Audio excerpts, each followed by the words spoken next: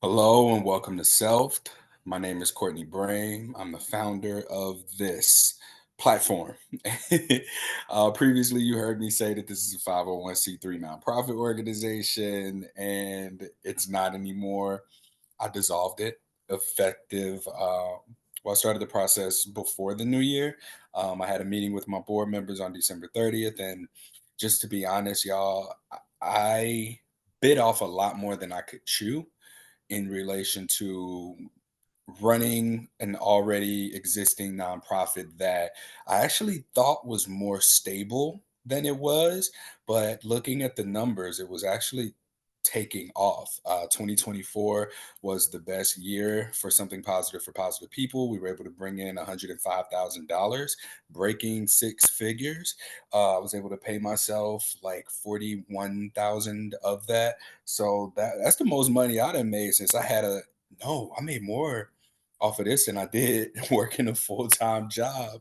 So it was very nice to see that on paper. However, like BIG said, more money, more problems. So as I grow in that sense, what I needed to do was reach out to an accountant, and the accountant was expensive because I want to make sure that I have things set up properly for the nonprofit in that sense.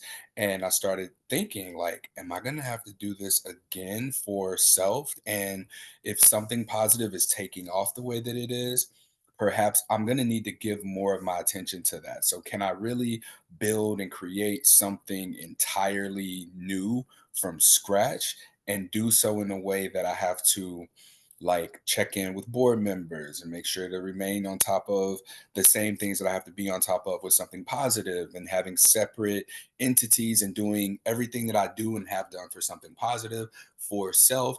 And quite frankly, the answer was no. And I felt so free once I made that decision. I had already put, I would say, like, I spent $10,000 ish to get this organization started as a nonprofit between the branding and the marketing materials and everything, which, yeah, it was a donation to self, but it was a lot of stuff that had already been created. And for what I wanted this to be, emotional wellness resources for men, um, it was tough. It was tough for me to let this go, but I had to let it go as is. And no, nobody likes failing. And I think that there's a big difference between giving up and letting go. There's a huge difference. I view giving up as, all right, you started something and now you're stopping it. And there's no real rational reason. I view letting go as a shift, right? I'm letting go of my attachment to the outcome that I want of this, or I'm letting go of the process, right? So it's giving up on it has to do this, it has to look this way, here's what has to happen from start to finish. And letting go is allowing myself to open up to allow what's going to happen while still maintaining the intentionality minus the attachment of the outcome, right? So I was hell bent on making this be a nonprofit for men and men's emotional wellness and getting funding and grants to host symposia to be able to have and facilitate conversations around emotional intelligence, emotional wellness, emotional awareness, and create this resource in a way that it was absolutely accessible and available to everyone, all men, of course. And I'll work with anybody, those who support men, um, and be able to do so in a way that, like, okay, we can get funding grants to do this for people so that nobody has to come out of pocket and pay for it. And the reality is I was also needing to create something separate for the work that I do in relation to talking about emotional wellness, talking about emotional intelligence, even yoga therapy, right? So there's all these that would have been three different entities on top of my part-time job, which pays me. Everything else is rather inconsistent, but the part-time job is literally what pays the bill. So I would have been taking on a whole other thing here, and it feels so good to have been able to just surrender the process, like surrender the process, and allow for myself to maintain the integrity of my initial intention. And the outcome is going to just reshape itself, I want to say. So now we're looking at emotional wellness through yoga therapy, specifically for men. And not to say that if you're a woman, if you're non-binary, that you can't get anything out of these resources, but the focus here is for men and those who love and support them. All right. So I've mentioned that I'm a yoga therapist in training. I'll be finished with my certification next year, 2026. So everything that I'm learning in sessions, I'm still taking clients, I'm working with mentors and being sure that I'm offering the best quality of service that I can to the people that I'm working with. All right. So just letting y'all know, full transparency, this is no longer a nonprofit organization. It's also not an LLC or licensed business or anything. This is just moving forward the expression of what I have wanted self to be for myself, which is like this outlet where I showcase what doing the work looks like. I showcase it in a way of identifying and naming emotions in order to be able to communicate them. So that's what this is. This is a platform that gathers the kind of resources that speak to me and who I was prior to finding myself in these more psychologically inaccessible spaces and bring what I've learned there here. I could have used this information 10, 20 years ago to understand like aspects of empathy and understanding emotional awareness and knowing that just because of a thing that I'm seeing happen through behavior, not taking it for what it is, but understanding that there's an undercurrent of emotion that's happening there that even the person who's showcasing the behavior might not even be aware of. So that's what I'm doing. Thank y'all for your support. I'm going to send out a newsletter with this that speaks to that, but be on the lookout for there's going to be blogs, there's going to be podcasts. Well, there already are.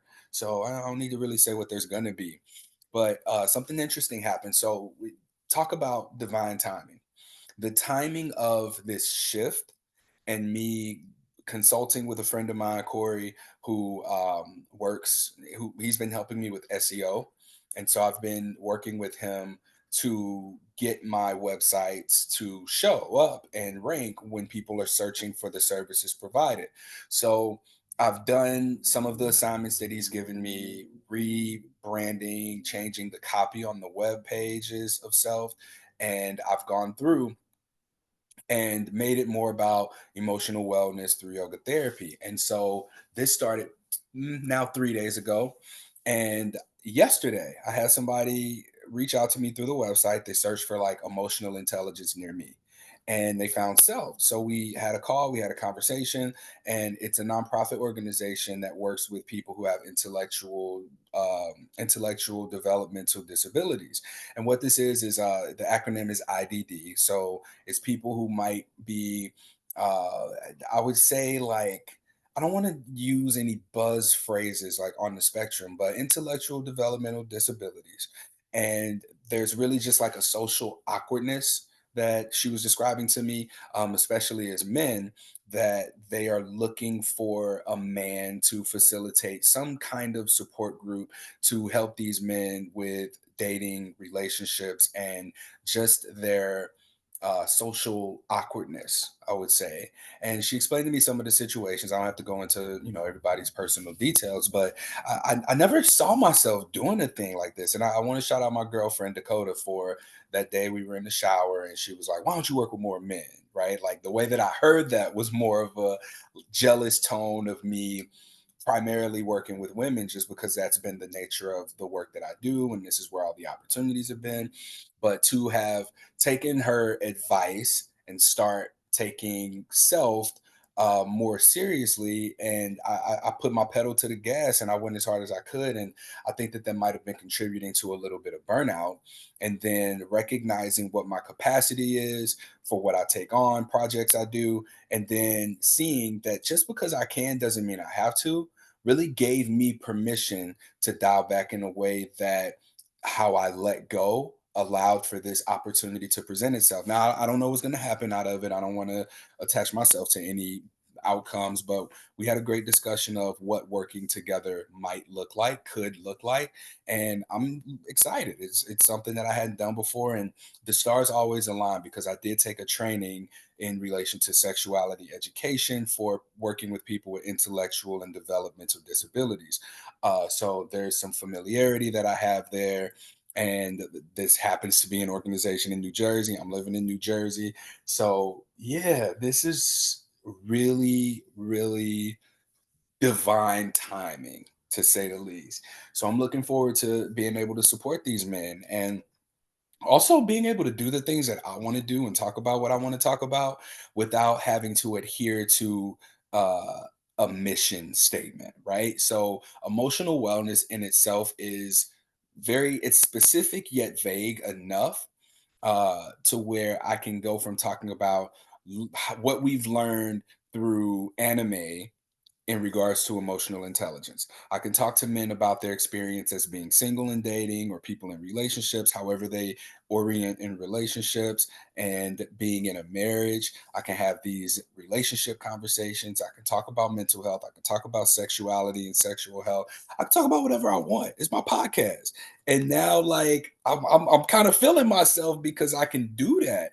There's a lot of conversations that I wish I could have, one of which that I've written about is the male perspective on abortion. And I think that there's probably a lot more men who are experiencing emotions around having had a partner who got an abortion than we realize. There's no space, there's no room for that kind of conversation. So I've tried to put it out there for somebody to pick it up and receive and use, but I think that this might just have to be one of those things that I do on my own. And it scares me shitless because I do have a fear of being canceled. And I recognize what that is. Like, there's a direct impact with your sociability, who you are, your brand, your identity. And I think more people are looking at what you do as being a reflection of who you are and the type of person that you are. And that's how I've gotten a lot of opportunities, really just being who I am. And it's been in a lot of spaces where me speaking more of what my reality is or what my alignments are with things, uh maybe there's a fear of not being accepted there. And a perfect example is looking at the world of sex positivity. I'm a cisgendered heterosexual black man who has navigated that space, which is primarily white and queer, and I've benefit from being in these spaces as other people might have benefit as well, but also like how much of that really aligns with where I am now, right? Like, I'm in these non-monogamous spaces as an example, as a man who's in a monogamous relationship. Like, I've practiced non-monogamy for over almost 5 years, yeah, 4 years, 5 years, until I got into this relationship. I was in it for a bit and then decided, hey, I like what it is that me and my girlfriend are doing now more than I like what I was doing when we weren't together. And so that's really reshaped not only how I navigate the spaces, but also how people perceive me in those spaces. I've noticed that people have stopped talking to me. And I also recognize my like shift, my change. So I take full accountability for being someone who maybe surprised my other partners by being in a relationship, being in a monogamous relationship. But I gotta tell you, man, like, for me, in the non-monogamous relationships or the sexual relationships, situationships that I've been in, these have all granted me with very limiting access and a feel of like reciprocity. There have been very, very few relationships where I like felt, like part of the family, like included. You know what I'm saying? And at the end of the day, I do recognize that there would not be there wasn't anyone, unless myself and a non-monogamous person met and we decided, hey, we prioritizing each other over anything else, I don't think that I would have been able to receive the prioritization that I needed and was willing to give to somebody else in a way that was reciprocal in the other relationships that I had. And that, I think, is probably one of those controversial things, I would say, because even in the non-monogamous relationships that I had, I think that there might have been a misalignment of who was available when and how. And this mismatch of alignments really just drove a wedge in what those relationships were. And looking at it now, I think that something I've learned through non-monogamy has been to the importance of alignment, compatibility, and speaking things, communicating, right? But there are still some things that we just don't know how to communicate. And one of the things that I'm working on now is working with Dakota on creating something that speaks to this intersection of monogamy and non-monogamy in the world of sex positivity.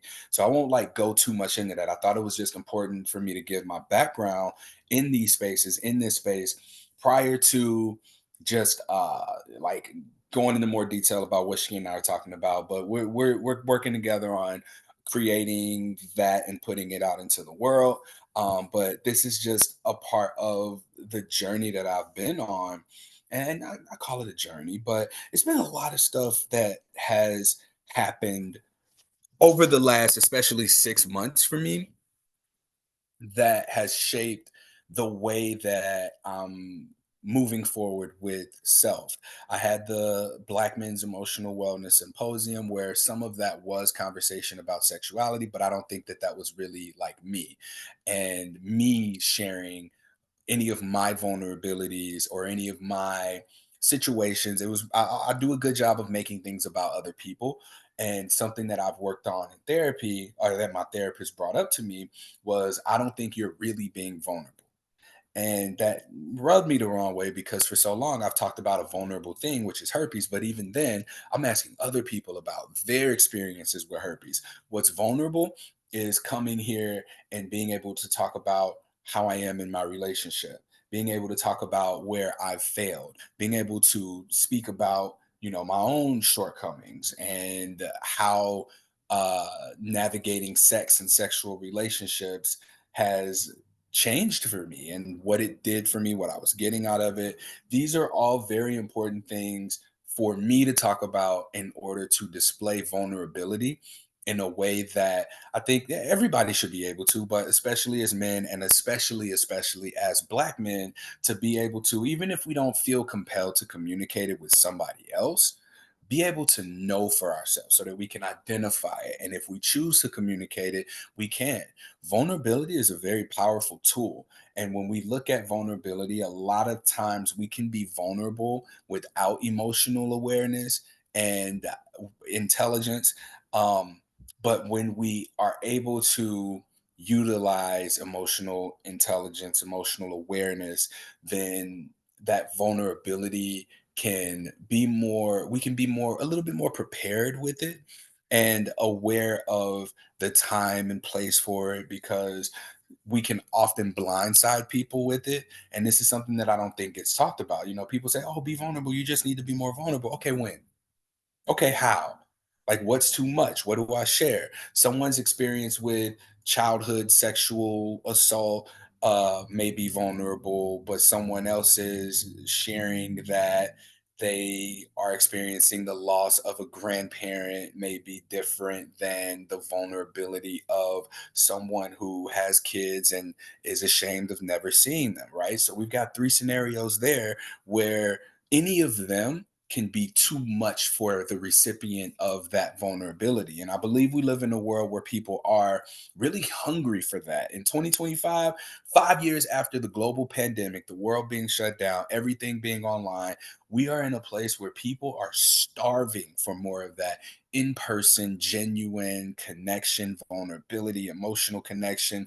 And sometimes we, as the people who have things to be able to invite connection for or to other people, we're the leaders in that. We're the facilitators of this. I say through something positive for positive people. When people are dating and they go on to tell someone, hey, I have herpes, that is an invitation, an extension of vulnerability for someone to be able to receive and then take in and then share back.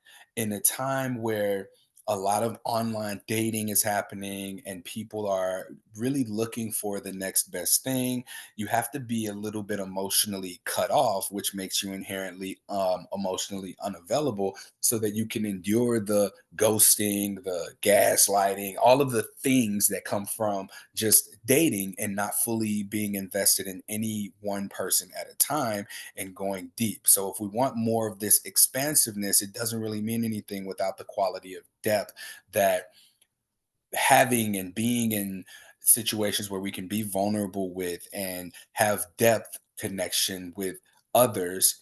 It just weighs more. It weighs more the intensity of it, the nourishment, let me call it that, the nourishment of deep, meaningful connections, I'm finding has had more weight for me than the know a lot of people and connect on a little bit of vulnerable things and it's more expansive. So there's a balance, like with all things. You want depth and you want expansiveness. I think that these are two very important things. And one of the things that I'm learning in yoga therapy is the importance of balance, that there coexists all these dualities in us, right? Some more extreme than others, but we find balance in ways where we can identify where the weight of some things are heavier or more meaningful to us than others. We identify that, we look for inconsistencies, and we restore the balance. And that's when we're in optimal health. That's when we're able to set goals and achieve them. We're able to engage with people in the ways that we want to. We can have and maintain the meaningful connections that we wish to have.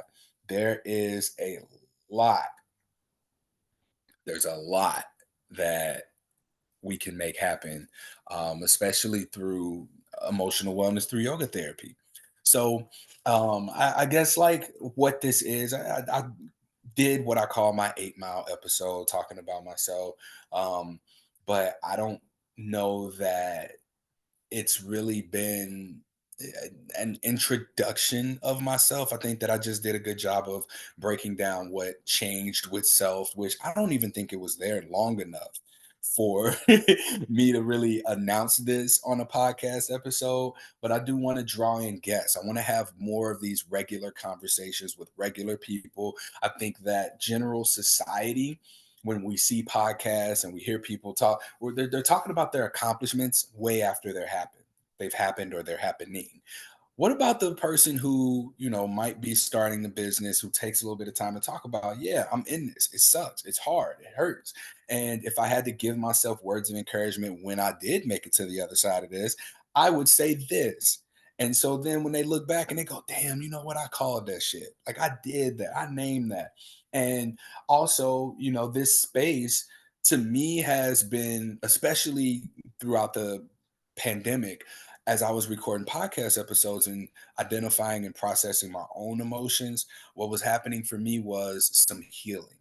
I can't name, precisely what it was, but being able to reflect on my um when I was in yoga teacher training, being able to reflect on my therapy sessions, being able to reflect on just situations that were happening that I journal about and be able to see, oh, okay, well, this is what happened, but here's why it happened. Here's my responsibility in that. This is a very powerful tool. And when we talk about using yoga therapy as an example, some of the tools there address these five selves, and the five selves are the coaches. I'm paraphrasing in a way that I can communicate in a way that you can understand enough to go and do your own research. But the five cells, one of which is the physical body, and how we connect with this is really through movement. It's what we eat. It's how the health of the quality of like our body, and then the second one is the energy body. And a lot of this is linked. Most of this would be linked into breath, I want to say. And we do breathing exercises to connect with that. This is our central nervous system. I like to say we are not our body or our minds, nor are we our nerves, but we're the electrical current that runs through and tells the nerves, hey, do this, right? That stimulates thoughts and breathing. Well, I don't want to say it stimulates thoughts, but it's what the experiencer of this body, this mind, the nerves, movement, etc. And then we have the mind or emotions body. And what this is here, I think we engage with this through meditation, tapping into what we actually are thinking, what we're feeling, and being able to observe these things, right? That's where meditation comes in. And then next we have like this true self. This true self being our collective experiences, our intellect, our inner wisdom that can only have been developed through life experiences. I say this as something where when we take the mask off from who we have to be at our work, who we have to be around certain people, who we have to be in our relationship, when we take that mask off, this is just who we are, right? And so we connect with this through a lot of self-reflection. Journaling is an exercise. And then finally we have the bliss body. This is where we who we are when we're experiencing pleasure. Here we are when we're experiencing joy and love, right? What bring how do we when do we feel at that place of I'm having fun, like that flow state, if you will. And so these are our five selves, and we use these to find the inconsistencies where there's imbalances, and we restore the balance through those things, through movement, through breathing, meditation, journaling, and having fun. Identifying what's fun for us, right? To connect with those five aspects of the self to bring harmony and integration. And there's other ways that I'll talk about this over time, but um, this is what I've been doing more of, not just for myself, but also in the few yoga therapy clients that I have been seeing. I'm in yoga therapy school. I finished my introductory course in December of 2024. Yay. And now we are at a phase of I have to do like additional coursework, mentorships, and get through those. And after 500 more hours, I'll be fully certified. And it's funny because people would always say, Courtney, you should be a therapist. You're such a great listener. You have such great advice. You're so wise. You should be a therapist. And people did this to me when I was a personal trainer. They were like, Courtney, you should become a personal trainer. I was like, Aaron, I don't want to do that. And then I became a personal trainer. And everybody who said that they would love to work with me was nowhere to be found. So organically, here I am having become a yoga therapist and being in training now. I'm able to work with people in these capacities. Like I'm integrating movement, I'm integrating breath, I'm integrating meditation, self reflection, journaling exercises, and then identifying and having fun into my work. And it's so beautiful because I'm seeing that I'm working with people who are actually doing the thing. So many people reach out to me and they're like, what should I do about this? I give them the advice and then they go on about their business. But I guess there's something to be said when people are paying for it, that they value it more. Because I do this too. My girlfriend gives me advice all the time. She says, Courtney, you should do this. And I'll be like, man, or I won't say anything at all or even acknowledge it, but then I'll hear about it somewhere else. And then like I'm like, hey, did you know I should be doing this? And she'll just look at me like I'm crazy. Rightfully so, because that's something that I've had a history of and I'm working on it. Okay. But I just want to re-welcome y'all here. I want to welcome y'all to this self now as it is. It's not, it's me, it's my thing. And I'm gonna run this the way that I want to. I want to continue to do podcasts. I want to host events and workshops talking about the things that I'm passionate about, that I care about, finding these lessons in anime. Oh my God, I love anime and what there is to learn about emotional intelligence from anime. So I might do a series on that. I want to do more of these symposia things. So as an individual, maybe I'm just gonna put on my own little conferences and events and try and draw people in to where they we build a little bit of a community. Like I very much like the charity aspects of life. There is so much stuff that can be done, should be done, will be done, and people feel this sense of like I need to do it myself. And I want to just cultivate and create a sense of community that allows for people to not only do what they're doing, but also contribute to a cause. I think red pill and the manosphere, when we look on the internet about how men are supposed to be, there are things that it does terribly, such as telling every man that this is what every woman wants. And if you're not that, you need to make up for it in other ways. I don't agree with that. I think that that's really harmful for someone who's 5'10" to be like, oh, because I'm not 6 foot, this women don't like me. And the harmful narratives that we tell ourselves. I think that we need to invite more curiosity into these spaces and be able to ask men, like, yo, what do you actually want? Because oftentimes too, we're chasing partners, women, men, even, right? Like whatever it is that you're identified with, we're chasing people who don't align with us and our values, often because we don't know what those are. So if you don't really care about making money and you're like, oh, I need to make six figures, you might find yourself looking up miserable in the job. You've aged miserably. Your health is awful because you're not eating well. You're in a job that's running you to the ground. Whereas all you got to do is adjust and align yourself with something that's more of a fit. And it may not be something that you even got to create for yourself. It might be something that already exists that you can support, that you can attach yourself to and be a part of until it no longer serves you. Because we need supportive men just as much as we need the men who are out here creating solutions to world problems, just as much. And so I say that to say, if you are somebody who is kicking ass in your business, you making a lot of money, and you see yourself not being happy, like let's say you're depressed, let's say you recognize you're running yourself ragged and into the ground, you're burnt out, and you just like, oh, I gotta grind, grind, grind. Stop. Ask yourself, is this what I want to be doing? Why am I doing this? Is this getting me towards what I want? Like, do you want the family? Is that what you want? Do you want to have a purpose? Right? Like, people really overthink this whole concept of finding something you're passionate about or what's my purpose, right? Look at what you're doing and just look at what you like about what you're doing.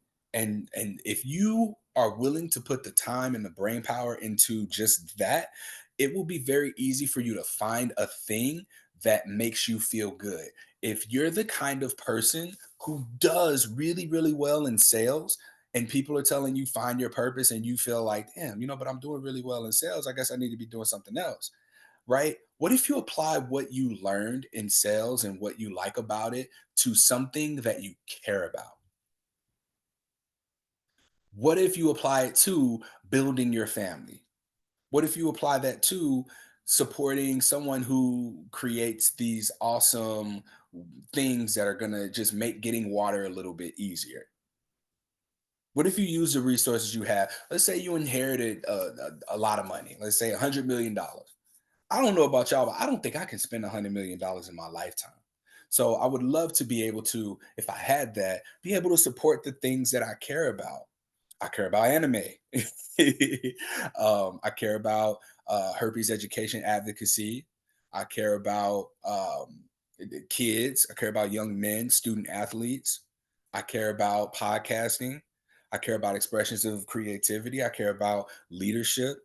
These are things that I would pour myself into, having the means and resources to be able to support those things. So that's what I would do. Like if I've looked up and I'm like, you know what, my collective experiences and my wisdom and intellect tells me that I'm really, really passionate about leadership.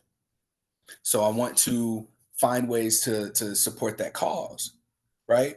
So yeah, man, I say all of this just to say there's so much to be said about being passionate as well as finding or having purpose. And I think that a lot of it is not said. The things that red pill does do really well is it tells men that they mean something. Red pill manosphere, it tells men that they matter. Nothing else does that. We don't hear feminism or even, a lot of LGBT spaces, it's not about men. I mean, it's even arguably more tailored towards not men than anything else, even trans women, trans men. I look at one of the problems that I face with my sexuality education work and something positive for positive people is that a lot of the funding, the resources that are out there, the messaging, it talks about safe sex practices through the lens of LGBT community members, through women, but nothing's talking to straight men. Nothing. Right? Even the commercials about PrEP and PEP, the medication that prevents people from contracting HIV, as long as they adhere to the medications and the rules that apply. There's nothing talking to cisgendered heterosexual men about this as an option because it's assumed that these men are safe from it. They're not the problem. They're not the target market. You see in the ads, it's always gay men. It's not even heterosexual couples. And one of the problems that we have with rising STI cases is that a lot of men aren't getting tested because they think they don't have to. Because, oh, my last partner was clean. Oh, she'd tell me if something was going on. And we're just not. We're not told to take care of ourselves. We're not seen as someone who matters until it comes time to contribute something. So I'm here to tell y'all today, man, just like Brick City Buddha said in the Men's Emotional Wellness Symposium, shout out to him. Shout out to the album. Shout out to Daddy Issues. Love that song. I had it on repeat. So I got the free Amazon Music account. And right before the song go off, I closed the app just so I could start it over and listen to it a few more times. But yeah, man, shout out to him. But he said that. He was like, yo, you more than your dick, bro. You more than what you give to the world. You more than what you give to your girl. And a lot of men don't hear that. So this space, self, is going to be what we need. It's going to be what I need. And in me providing what it is that I need for myself, I think that there's something to be said for men who also need that to hopefully be able to discover and find it the same way that organization was able to find emotional intelligence, emotional wellness resources for the men that, are dealing with um, intellectual developmental disabilities, for the men who maybe just don't feel seen, don't feel experienced. Y'all, I did this yoga. Shout out to Free Peace, um, Kenji Summers, and I forget some of the other names. But Ade, who was on the Black Men's Emotional Wellness Symposium, he put me on to the Free Peace yoga for Black men who do too much. Fucking love what they got going on. I'm gonna reach out. I'm gonna say this. We're gonna get a podcast episode going with them because there's an alignment there. And see, I could have, but there would have been more of a process of doing this as a nonprofit organization.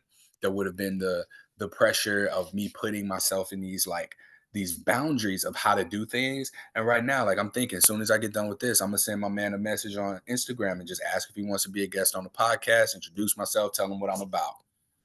Yeah, man. I feel like that was the right thing. I'm smiling over here. My shoulders light. I just got four things to really focus on starting out 2025. One of which is for this to continue to just evolve into what it's going to evolve into, unattached. For me to grow something positive for positive people. Like we made six figures this year. Next year, like maybe we double that. Maybe we double that. Maybe I'm able to hire somebody. My part-time job and then completing yoga therapy school. I think that my capacity right now is to see up to 15 clients per month. Or I can like divvy that out as 3 hours per week per person. And if one person can only do an hour and a half, then I'll divide that by two people. But I'm really hyped for the way that my life has and is developing right now. I moved in with my girl on Christmas Eve of 2024, and I got more freedom. I got more freedom, more flexibility. I was able to take that money that I ain't paying in rent now, not the rent that I was paying, let me say that, and I was able to like buy some kicks. I was able to buy some like nicer furniture, help her get her space together and reorganize, and have my own space here. And it already feels like such a much larger space. But this was, I'm noticing that my life has changed since meeting her and falling in love with her intentionality, y'all. Like, she's a beautiful woman, and one of the things that I tell her, like, yo, I fell in love with your intentionality. She's like, why you like me? Why you love me? Your intentionality. And I think that it's important for us to be able to speak to and acknowledge that, you know, we have to see like what in another person, like, do you like yourself more with this person in their presence than you do outside of it? And I like myself more with this girl than I did when I wasn't with her. And I feel like this newfound sense of accountability. It's growing and developing into what it's going to grow and develop into. And not to say everything's perfect, right? We have our challenges, as every relationship will.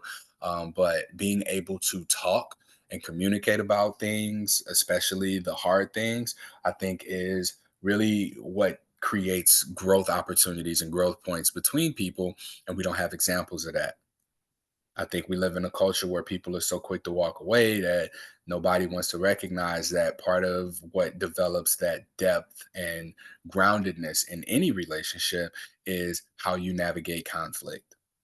And so I hope to be able to speak to some of this as well, and that y'all stick around with me for this transition, if you will. So I just talked about a bunch of things. I hope that everything did come back full circle. I feel like this is a great place to wrap up. Go ahead and get this thing uploaded, and I hope to see y'all. I hope to engage and interact. I hope to see y'all at symposia in the future.